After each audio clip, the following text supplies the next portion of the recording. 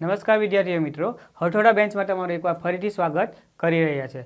ગઈકાલે આપણે પ્રશ્નપત્ર 5નું વિભાગ એનું સોલ્યુશન જોયું. આજે આપણે વિભાગ બીનું સોલ્યુશન જોઈશું. ઓકે, ગદ્ય વિભાગમાં જેવું હોય છે એવું જ પદ્ય વિભાગમાં પણ હોય છે, બરાબર. પણ પદ્ય વિભાગની અંદર બધા જ ક્વેશ્ચન પદ્યના જ હોય છે, કાવ્યના હોય છે મતલબ કે. ઓકે, તો જોઈએ આપણે. તો પદ્ય કૃતિ અને સાહિત્ય પ્રકાર જેમાં જોડકા જોડવાના હોય છે. ગદ્ય વિભાગની અંદર શું હોય છે કે પાત્રની ઉક્તિ પણ પૂછાતી હોય છે, સાહિત્યના પ્રકાર પણ પૂછાતા હોય છે, લેખકના નામ પણ પૂછાતા હોય છે. એવી રીતે આની અંદર તો કે કૃતિના નામની સામે કવિના નામ પણ હોઈ શકે, અથવા કવિના નામની સામે એમની કૃતિ પણ હોઈ શકે, અથવા એમના સાહિત્ય પ્રકાર હોઈ શકે. તો અહીંયા આગળ આપણને સાહિત્ય પ્રકાર પૂછેલા છે. તો જોઈએ, શીલવંત સાધુને, બરાબર, તમને ખબર હશે કે શીલવંત સાધુ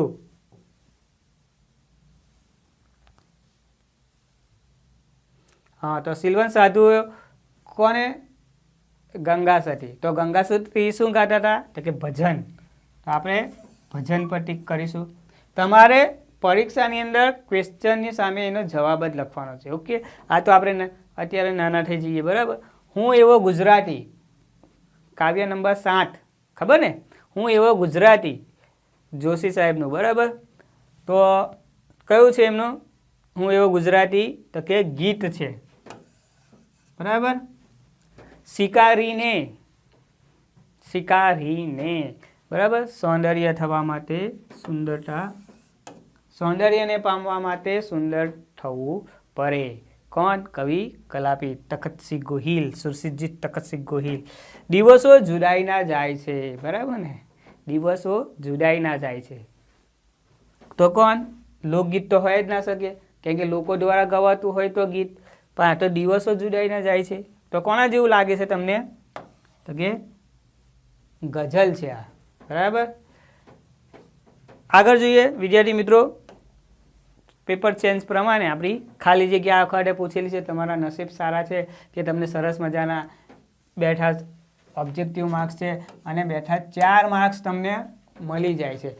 કાવ્ય પંક્તિની અંદર શું યાદ રાખવાનું કે કાવ્ય વાંચવાનું અને પંક્તિની અંદરથી તમારે જાતે જ જવાબ બનાવી દેવાના, સવાલ બનાવવાના, જવાબ લખવાના, એટલે ખબર પડી જાય કે કઈ કવિતામાં કયો સવાલ છે, બરાબર. સકર લોકમાં તીર્થ સ્વરૂપ છે કોણ? રામ નામ? તો કે ના. બદ્રી કેદાર? ના. તો કોણ? વૈષ્ણવજન. કોણ? વૈષ્ણવજન. તમે લખી શકો છો વૈષ્ણવજન, બરાબર. આગે ખાલી જગ્યા નદીની હજીએ આ આંગળીઓ રમે, બરાબર. આંગળીએ, આંગળીએ, બરાબર. તમને ખબર હશે કે જ્યારે તમે નદી કિનારે ફરવા જાઓ છો ત્યારે એક સરસ મજાનો ઢગલો બનાવો છો, અથવા ટીવીમાં જોયું હશે કે નાના બાળકો આવી રીતે ઢગલો બનાવતા હશે, અંદર પેલું મંદિર જેવું બનાવતા હશે, ને આજુબાજુ સરસ મજાની ક્યારી બનાવતા હશે, બરાબર ને? તો અહીંયા શબ્દો સમજવાના કે ઉપરવાસ, ખેતર, વેકુર. વેકુર એટલે શું? રેતી. તો આગે રેતીથી નદીની હજી આંગળીઓ રમે, એટલે રેતી પર હજુ પણ એ આંગળીઓ પર દેખાય છે, એટલે શું આવશે? વેકુરથી આવશે. ઓકે, આગળ જોઈશું વિદ્યાર્થી મિત્રો. ખેતરના સેઢેથી ખાલી જગ્યા ઉડી ગઈ. બપોરે, એક બપોરે, બરાબર. કવિ વિચારમાં પડી જાય છે જમતા જમતા, અને પેલી જમવા બેસે જ છે ને તરત પેલી સારસી, બરાબર, સારસી નામનું જે પક્ષી છે તે ઉડી જાય છે, અને એ વિચારમાં પડી જાય છે કે કેમ ઉડી ગઈ છે, બરાબર. તો જોઈએ, ખેતરના સેઢેથી સારસી ઉડી ગઈ, બરાબર. સારસી નામનું પક્ષી છે, હા, બીજું કંઈ વિચારતા ના, બરાબર. સારસી. હાઈકુમાં ખાલી જગ્યા અક્ષર હોય છે, બરાબર. કેટલા અક્ષર હોય છે? 12? તો કે ના. 17? તો કે હા. 21 તો હોય જ ને. કેટલા અક્ષરનું હાઈકુ હોય છે? 17, બરાબર. પંક્તિ કેટલી આવે એની અંદર? પંક્તિ હાઈકુમાં પંક્તિ કેટલી આવે? જો હાઈકુમાં 3 પંક્તિ આવે. કેટલી પંક્તિ આવે? કયા દેશનો છે સાહિત્ય પ્રકાર? તો કે જાપાન દેશનો સાહિત્ય પ્રકાર છે, જાપાન, બરાબર. આ બીજા 3 ક્વેશ્ચન તમારા બની જાય છે, એટલે એ પણ યાદ રાખવાના. અહીંયા હાઇકુનું પૂછેલું છે તો તમારે સમજણ થોડી રાખવાની કે મુક્તક, સોનેટ, બરાબર. સૌપ્રથમ સોનેટ કોને લખ્યું, મુક્તક કોને પહેલું લખ્યું, આવું બધું પણ તમારે સર્ચ કરી લેવાનું, એટલે તમને થોડીક માર્ક્સ વધારે મળી શકે છે, બરાબર વિદ્યાર્થી મિત્રો. આગળ જોઈશું આપણે. એક વાક્યમાં ઉત્તર લખો, પ્રશ્ન વાંચવાનો, શાંતિથી એનો જવાબ આપવાનો, બરાબર. અને એક વાક્યમાં કીધું છે એટલે પૂરું એક વાક્ય લખવાનું, બરાબર. એક શબ્દમાં કીધું હોત તો આપણે એક શબ્દમાં લખત, જે સામાન્ય જ્ઞાનમાં પૂછાતું હતું પહેલાં, બરાબર. જનરલ નોલેજમાં આવે એ રીતે નથી, વિજ્ઞાનમાં પૂછાય છે ને એવી રીતે નહીં કે એક શબ્દમાં જવાબ આપો. અહીંયા આગળ પૂરા વાક્યમાં જવાબ આપવાનો છે. કવિ રાવજી પટેલ પોતાની માતાને શું કરવાનું કહે છે? એક બપોરે કાવ્યમાંથી આ સવાલ લેવામાં આવેલો છે, બરાબર. શું કહે છે? કવિ ઢોચકીમાં છાશ પાછી રેડી દેવાનું માને કહે છે, બરાબર. શું કહે છે કે ઢોચકીમાંની જે છાશ તે પાછી ભરેલી છે મારા માટે પેલા એની અંદર કટોરામાં અથવા ગ્લાસમાં કે પછી વાડકીમાં, એ પાછી ઢોચકીમાં નાખી દેવાનું કહે છે. ઢોચકી એટલે ખબર ને?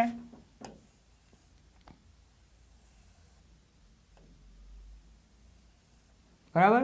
પેન્ટિંગ એટલું બધું સારું નથી પણ તો એ તમને ખબર પડી છે કે આને ઢોચકી કહેવાય, બરાબર. બરાબર, સમજી ગયા છે હવે બહુ આપણે, બરાબર. છાશ પાછી રેડી દેવાનું કહે છે, ઢોચકી, જેને આપણે કહીએ પોટ, બરાબર. ગરીબ સ્ત્રીની ચુંદડી ક્યાં સુધી સાથે રહે છે? બરાબર. ગરીબ સ્ત્રીની વાત કરેલી છે. ગરીબ સ્ત્રી પાસે, બિચારી પાસે કપડાં જ ના હોય, એટલે પહેરવા લાયક જેટલા કપડાં હોય છે, પણ એની સ્ત્રીની ચુંદડી તેના કફન સુધી સાથે રહે છે. જેવી રીતે મેરેજ કરીને આવે છે ને એ ચુંદડી પહેરેલી હોય છે એને, પછી જ્યારે એ મૃત્યુ પામે છે ત્યારે ઘરના લોકો એને એ સાદલામાં વિતારીને કફન સુધી સાથે લઈ જાય છે, બરાબર.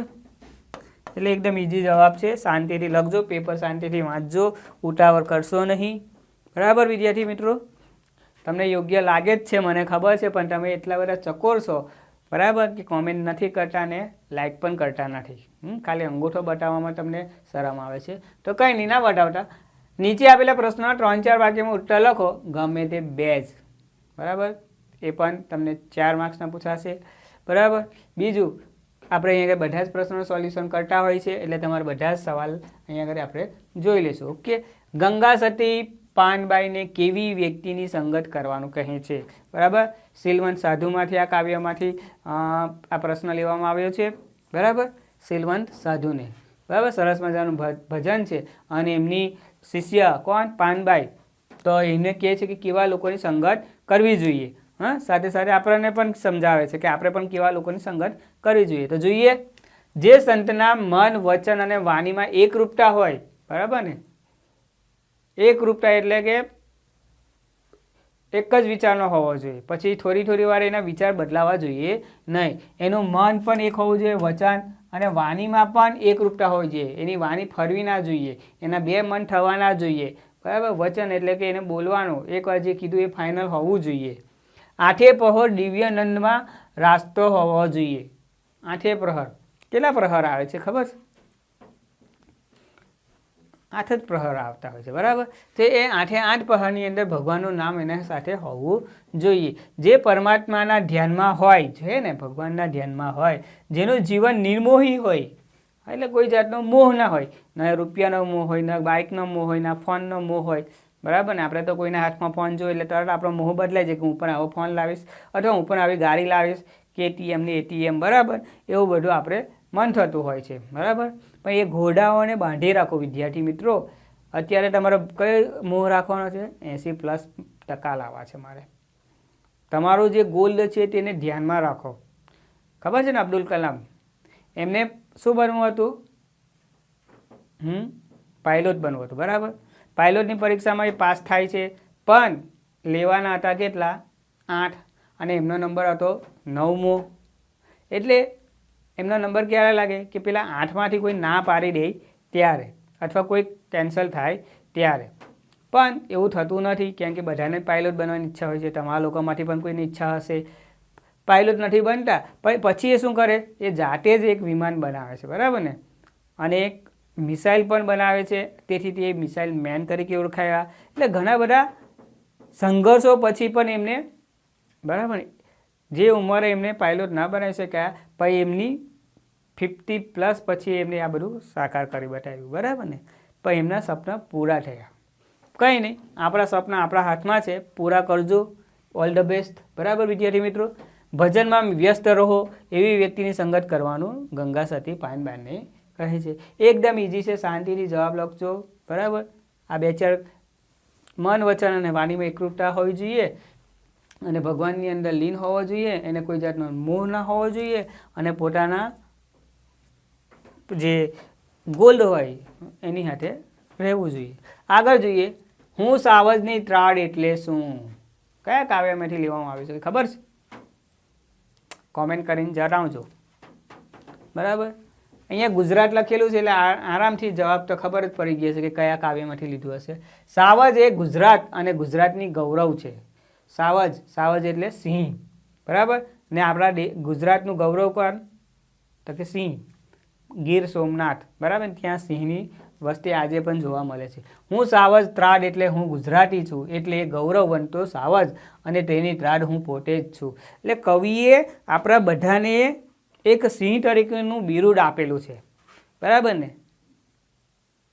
કેટલું મોટું ગૌરવ આપી દીધું છે કવિએ, વિનોદ જોશીએ, બરાબર. તો હું એક ગુજરાતનો તો છું, પણ એનું ગૌરવ પણ મને છે, બરાબર. કેમ? તો કે ગુજરાતની અંદર ઘણું બધું છે. સોમનાથનો દરિયો છે, સોમનાથનું મોઢેરામાં સૂર્ય મંદિર છે મોઢેરાનું, બરાબર, દ્વારકાધીશ છે, કચ્છના દેખા તો કુછ નહીં દેખા, આવું બધું ઘણું બધું છે ગુજરાતની અંદર. સાપુતારા છે, વઘઈ છે. હા, તેથી એટલે હું ગુજરાતી છું એનું મને ગૌરવ હોવું જોઈએ. કેમ? ગાંધીજી, સરદાર પટેલ, વલ્લભભાઈ, આ બધા મહાપુરુષો આપણા ગુજરાતના છે. નરસિંહ મહેતા, બરાબર, આ બધી, બરાબર, આ જે સશક્ત શક્તિ છે એ આપણા રાજ્યની છે, એનું ગૌરવ હોવું જોઈએ, બરાબર. એટલે એવી ત્રાડ હું પોતે જ છું, એ બધું હું જાતે છું, બરાબર. પર્વતો હોય છે, નદીઓ હોય છે, એ આપણા દેશનું પવિત્રતા છે, બરાબર. આગળ જઈશું વિદ્યાર્થી મિત્રો. વતનથી વિદાય થયા કાવ્યમાં કવિના પગ આગળ જવા માન ઉપરે છે, કારણ કે, બરાબર, જેને જેના પ્રત્યે પ્રેમ હોય ને તો એના પ્રત્યે એટલું બધું લાગણીશીલ થઈ જાય છે ને કે તે એનાથી આગળ વિચારી શકતો જ નથી, બરાબર. એક્ઝેક્ટ અહીંયા આગળ કવિ પણ પોતાના વતન પ્રત્યે એટલો બધો લાગણીશીલ થઈ જાય છે કે તેને તેના સિવાય બીજું કશું દેખાતું જ નથી, બરાબર ને. તો આપણે પણ જરા જોઈ લઈએ કે કવિ કેમ એવું વિચારે છે. તો વતનથી વિદાય થતા કાવ્યમાં કવિ, બરાબર, એમ શું થાય છે એમને તે જોઈએ છે. કેમ એમના પગ આગળ ઉપરતા નથી? કવિના પગ આગળ જવા માન ઉપરે છે કારણ કે વર્ષો સુધી જે વતનમાં રહ્યા છે, પોતાના નેટિવમાં રહ્યા છે, તે વતનનું વન એટલે કે તે વતન એટલે કે જે પોતાનું ગામ હશે તેના આજુબાજુનો જે વિસ્તાર છે, વતનના માણસો, વતનના જે માણસો છે જે આજુબાજુ રહેતા હશે, ત્યાંના ડુંગર, નદી, કોટરો, ખેતર વગેરેની તેમની માયા બંધાઈ જાય છે, બરાબર. એમની સાથે એટલી બધી લાગણી બંધાઈ જાય છે કે તેને છોડવાનું મન નથી થતું, બરાબર. કે જ્યાં નાનેથી મોટે થયા, જ્યાં રીતિના ઢગલાઓમાં રમતા હતા, એ પર્વતો ટેકરાઓ પર સંતાઈને રમતા હતા, વડની ડાળીઓ ઝૂલીને હિંચકા ખાતા હતા, હા, ભાઈબંધ બંધુ સાથે ફરતા હતા, કેવા નાના હતા ત્યારે પરાક્રમ કરતા હતા, કેટલાકને હેરાન કરતા હતા, બરાબર. એવું બધું તમને યાદ આવતું હશે. એ બધી જે માયા હતી તે કવિથી છૂટતી નથી, તેથી એમના પગ માન ઉપડે છે. વતનના પરિવેશ એટલે વાતાવરણ, બરાબર, એટમોસ્ફિયર, એને તેઓ ભૂલી શકતા નથી, અને તેની યાદો તેમના હૈયામાં વસી છે. એમના હૃદયમાં હજુ પણ એમના પ્રત્યે પ્રેમ છે. તેમ છતાં વતન છોડવાનું છે એટલે ઘર બંધ કરીને, વતન છોડવાનું છે એટલે આખર એમને ઘર તો બંધ કરવું જ પડશે ને. બાય ચાન્સ તમને પણ કેટલાક લોકોને એવું થયું હશે કે પોતાના પિતાની જોબ ટ્રાન્સફર થઈ હશે તો પોતાના જે મિત્રો હશે એમને છોડીને જવું પડતું હશે, અને કેટલાક આવ્યા પણ હશે. કોરોના કાળની અંદર કેટલાક લોકોને એવી તકલીફ ઘણી બધી પડી હતી કે જેને પોતાનું ઘર છોડવું પડ્યું હશે, પોતાનું વતન છોડવું પડ્યું હશે, બરાબર ને. કોઈક ને કોઈક કારણ હશે, આપણે ડીપમાં નથી જવું, પણ આવું થાય છે તો પોતાની નિશ્ચિત સ્થાને જવા પગ ઉપડે છે, પણ પગ સાથ નથી આપતા. કવિને જે જગ્યાએ જવું છે એ જવા તૈયાર પણ થાય છે, પણ એમને પોતાનું વતન યાદ આવે છે એટલે એમના પગ ઉપડે છે, પણ એ માંડ ઉપડે છે. બરાબર વિદ્યાર્થી મિત્રો, સરસ રીતે લખજો જવાબ. બરાબર, આગળ જઈશું આપણે. જો હવે તમારે લોંગ ક્વેશ્ચન પૂછાશે. લોંગ એટલે કે લાંબા ક્વેશ્ચન પૂછાશે તમને.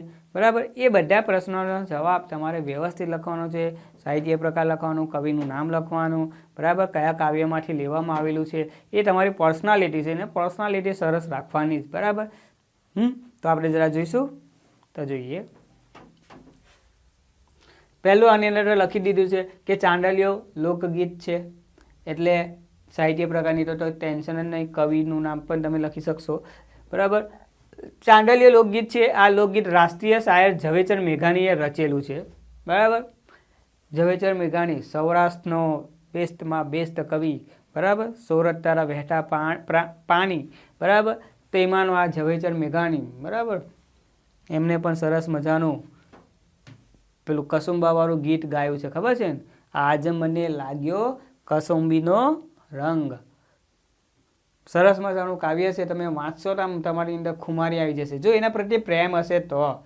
ઝવેરચંદ મેઘાણીની વાત કરું છું, બીજા પ્રત્યેની પ્રેમની વાત નથી કરતો. ચાંદલિયો લોકગીત છે. બરાબર, કાવ્યની અંદર તમે જોશો કે ચાંદલિયો લોકગીત છે. આ લોકગીત રાષ્ટ્રીય શાયર ઝવેરચંદ મેઘાણીએ રચેલું છે. લોકગીત ગાતી કાવ્ય નાયિકાએ આ લોકગીત કાવ્ય નાયિકા ગાય છે ને એક જ શબ્દમાં સ્વજનની લાગણીની વાચા આપે છે. હા, એક જ શબ્દની અંદર એ પોતાના સ્વજનો પ્રત્યે લાગણીની વાચા આપે છે. એના જેઠ મહિનાનો વરસાદ જેવો છે, એટલે એનો જે જેઠ છે એટલે કે પતિનો મોટો ભાઈ છે તે કેવો છે? વરસાદ જેવો છે. આ કાવ્યની અંદર જે નાના નાના ક્વેશ્ચન છે, ધારો કે જેઠ મહિનામાં ખાલી જગ્યા જેવો છે. કોણ? તો કે વરસાદ જેવો.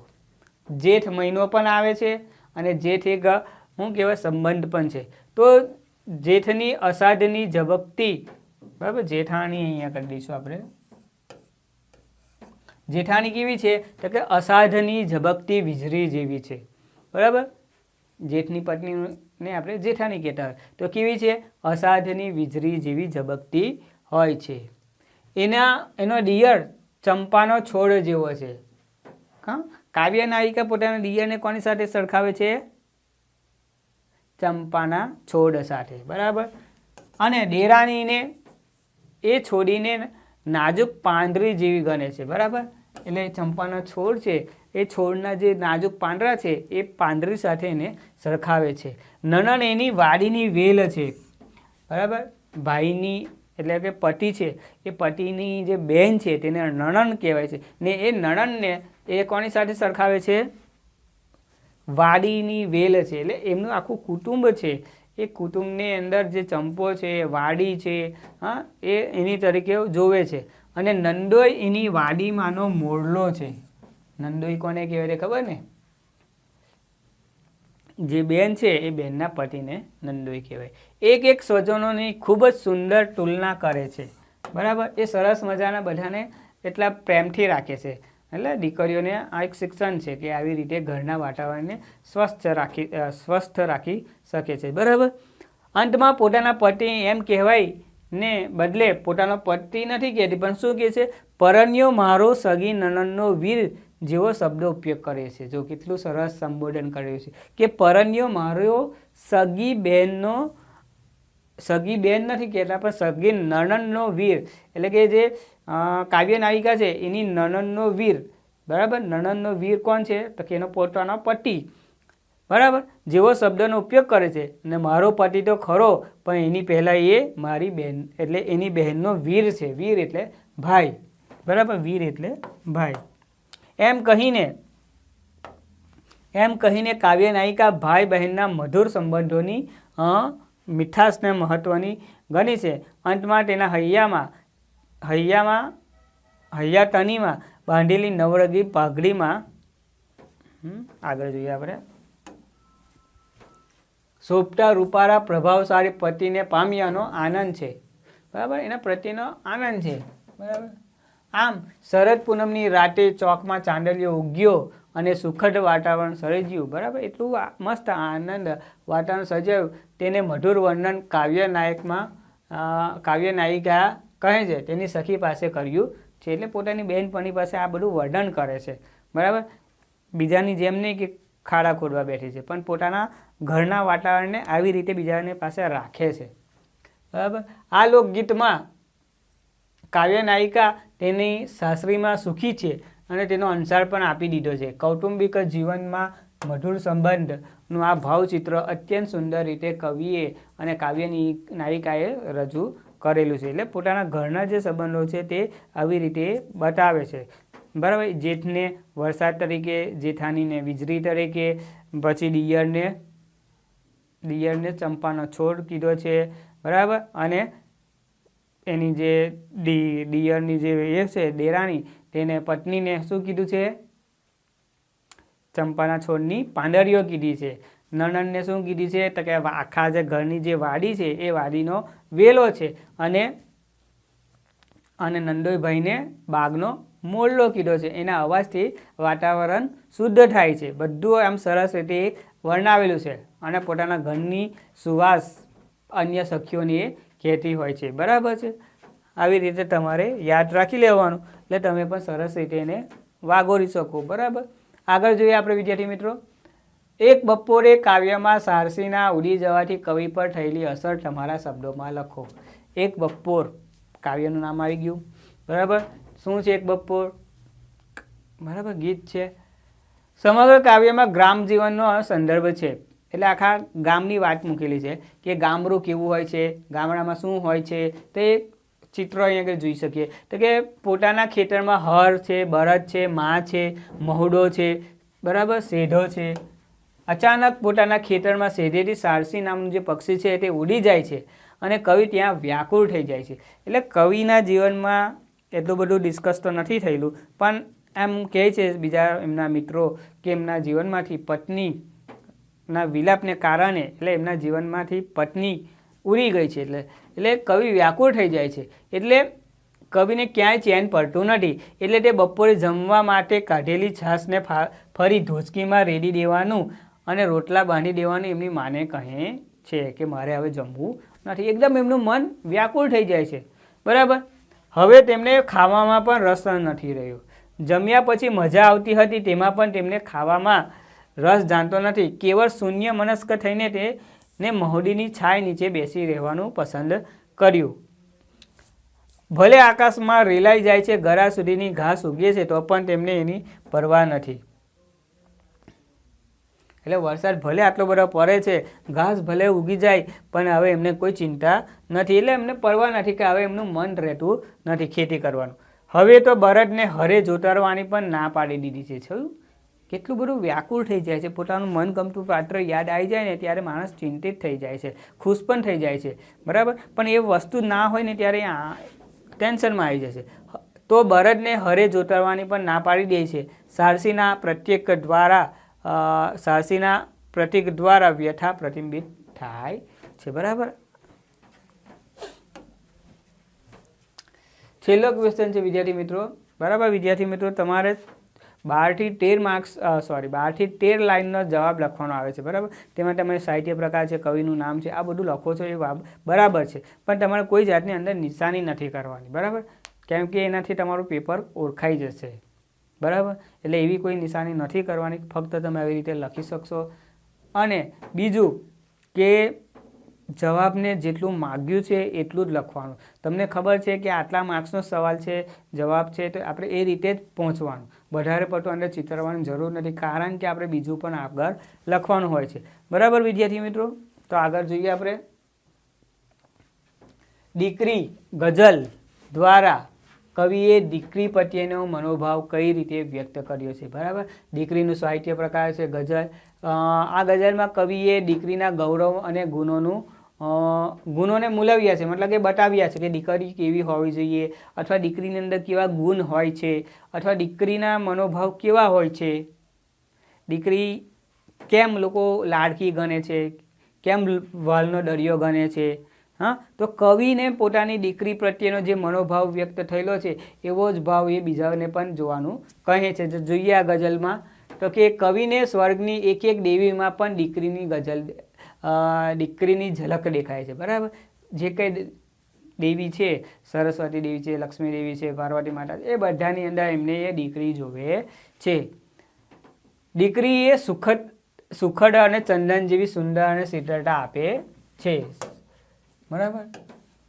કુમકુમના તિલકમાં દીકરીઓ સૌંદર્ય વસ્તુ છે, બરાબર. ગૌરી વ્રત કરતી હોય ને ત્યારે એમના ચહેરા કપાળમાં સરસ મજાનું તિલક હોય ને ત્યારે એનું સૌંદર્ય અલગ જ દેખાય છે. દીકરીઓની અંદર સૌંદર્ય વસ્તુ છે. દીકરીઓમાં હૈયામાં સ્નેહનું ઝરણું રહેલું છે, બરાબર. સૌથી વધારે બાપને દીકરી વધારે વહાલી હોય છે, બરાબર છે. એટલે જ એ મીઠડી લાગે છે. કોઈ વર્ષો સુધી ખડકમાંથી સુંદર શિલ્પ કોતરે એવી નકશીદાર દીકરી છે. જોયું કોને? ખડકને. એક સરસ મજાનો ખડક હોય છે, એ ખડકને કોઈક શિલ્પી એટલું સરસ મજાનું કોતર કામ કરે અને સુંદર મજાનું નકશી કામ કરતા હોય છે, બરાબર. અને એને શિલ્પી રીતે કોતરે છે. નકશીદાર દીકરી છે. લાજ મર્યાદા. જો દીકરીની અંદર કયા ગુણ હોય છે? તો કે લાજ હોય છે, મર્યાદા હોય છે, શરમ હોય છે. ગૌરીવ્રત જેવી પરંપરાગત હારમાળામાં દીકરી હંમેશા બીકમાં ઉછળતી હોય છે. ગૌરીવ્રતમાં તમને ખબર છે કે એ લોકોએ 5 દિવસનો ઉપવાસ કરવાનો હોય છે. ફક્ત 1 વર્ષ માટે નહીં, 5 વર્ષથી લોકો ઉપવાસ કરતા હોય છે, બરાબર. અને એ પણ નાની અમથા બાળકો હોય ત્યારથી જ એમની માઓ એમને આવી રીતે તૈયાર કરતા હોય છે. કેમ કે ભવિષ્યની અંદર દીકરીઓને જમવાનું ન મળે, ખાવાનું ના મળે, અથવા પોતાના કુટુંબને જમાડીને જમવાનું હોય છે, એટલે એ હેબિટ પડે એટલા માટે ઋષિઓ મુનિએ કદાચ આવું ગૌરી વ્રત મૂક્યું હશે, બરાબર. સ્ત્રીઓએ ઘણું બધું સહન કરવાનું આવ્યું છે, તેથી તો એ ફળકમાં ઉછરે છે, બરાબર. એને શિરે હાથ ફેરવી વહાલ કર્યું, આશીષ આપ્યા. એ દીકરી આજે કેવી સમજદાર થઈ ગઈ છે, બરાબર. આજના હરણફાડ સમાજની અંદર દીકરીઓ પાયલોટ પણ બને છે, સાયન્ટિસ્ટ બને છે, ડૉક્ટર બને છે, બરાબર, કંડક્ટર પણ બને છે, પેટ્રોલ ભરવા પણ, બરાબર. આવું બધું ઘણું બધું થાય છે, બરાબર. આ બધી સ્ત્રી શક્તિની અંદર જ રહેલું છે, બરાબર. સમજદાર થઈ ગઈ છે, બરાબર. આશીષ આપ્યા. એ દીકરી આજે કેવી સમજદાર થઈ ગઈ છે, આજે એ મને હાથ દે છે, બરાબર. કવિ એમ કહે છે કે આજે મને હાથ દે છે. હાથ દે છે એટલે કે મને પોતાના ઘર ગૃહસ્થી ચલાવવાની અંદર મદદરૂપ થતી હોય છે, બરાબર.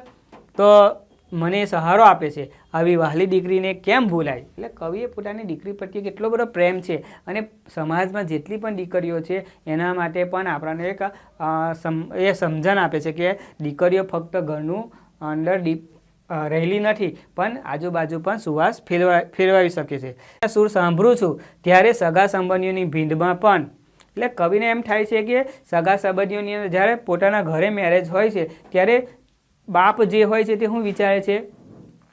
બાપ એમ વિચારતો હોય છે કે સગા સંબંધીઓની ભીડની અંદર હું મારી દીકરીને દેખાવ ના, એટલે હું એ ભીડની અંદર જતો રહ્યો છું. કેમ કે જો દીકરીનો ચહેરો જો મારી સામે આવી જાય તો હું આંસુને રોકી નહીં શકું. એટલે સગા સંબંધીઓની ભીડમાં પણ શું થઈ જાય? મારી આંખોને ભીની થઈ જાય, અને એ ભીની પલકમાં મારી દીકરી જ મને પ્રત્યક્ષ દેખાઈ આવે છે. આમ વહાલી દીકરી અને મીઠડી દીકરીના ગૌરવભર્ય સ્થાન અને માન હંમેશા પિતાના હૃદયમાં રહેવાના જ, બરાબર. એ આજે હોય કે કાલે હોય, ગમે ત્યારે પિતા અને પોતાની દીકરી પ્રત્યે પ્રેમ રહેલો છે અને રહેશે જ, બરાબર. ફક્ત એવું ના સમજતા કે દીકરીઓ પોતાના બાપને પૈસા થકી મદદ કરે છે, નોકરી કરીને મદદ કરે છે, એવું નથી. પણ દીકરી પ્રત્યેનો જે પ્રેમ બાપને હોય છે એ વર્ણન કરી શકાય એવું નથી. પણ કવિએ અહીં આગળ સરસ રીતે રજૂ કરેલું છે. ફક્ત તમારે તમારા શબ્દોમાં રજૂ કરવાનું છે, બરાબર. દીકરીઓ, તમે પણ તમારી બહેનપણીઓને, તમારા શિક્ષક તમારા વિદ્યાર્થીઓ, બીજા મિત્ર હશે તેમને આ જણાવજો, બરાબર. બીજું કે અમારી આ હઠોડા બેન્ચની અંદર આ પ્રશ્નપત્ર 5 છે તેનું વિભાગ બીનું સોલ્યુશન આજે સરસ થઈ ગયેલું છે. આશા રાખું છું કે તમને આ વિડીયો ગમ્યો જ છે. તમે એને લાઇક કરજો, બીજા વિદ્યાર્થી મિત્રોને શેર કરજો, બરાબર. Thank you. આવતીકાલે આપણે વિભાગ સીમાં જોડાશું, બરાબર વિદ્યાર્થી મિત્રો. આવજો, બાય.